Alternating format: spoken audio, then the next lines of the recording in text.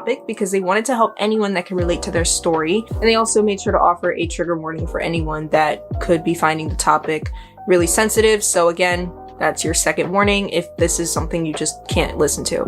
So they started by saying that their parents divorced when Maddie was 6 and Mackenzie was 4, and they were actually in their mother's room, and Maddie threw a pillow at their mom's head saying that she hated her mom because she didn't understand. So I guess their mom sat them down in her bedroom, and Maddie was just so upset because she was like 6 years old. She didn't really understand why her parents were separating, and so she already kind of had a lot of frustration towards her mother for that. And Kenzie cited that she was still pretty young at the time, so I think she thought it was in another area of their house. I think she thought it was like in their kitchen.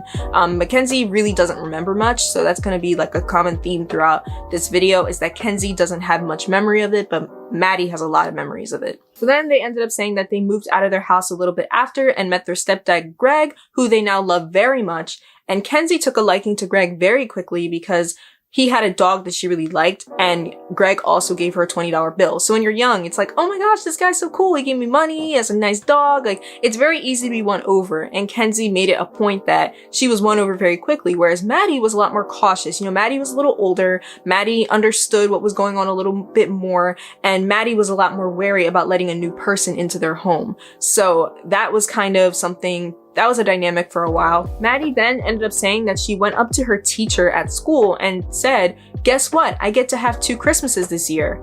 And she started crying right after, explaining that her mom and dad were going through a divorce. So Maddie said that she was almost trying to cope. Like, she actually said she found her way of coping very interesting. You know, she was trying to see the bright side, like, hey, I get to have 2 Christmases this year. I get to get double the presents and everything like that. But it ended up like, you know, it was destroying to her. It was really sad to her, and she ended up crying.